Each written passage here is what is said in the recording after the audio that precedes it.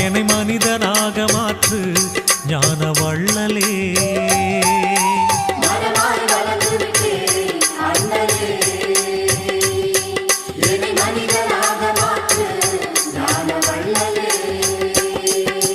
அன்புருசி தெரியாது அறிவுருசி புரியாது, அன்புருசி தெரியாது அறிவுருசி புரியாது.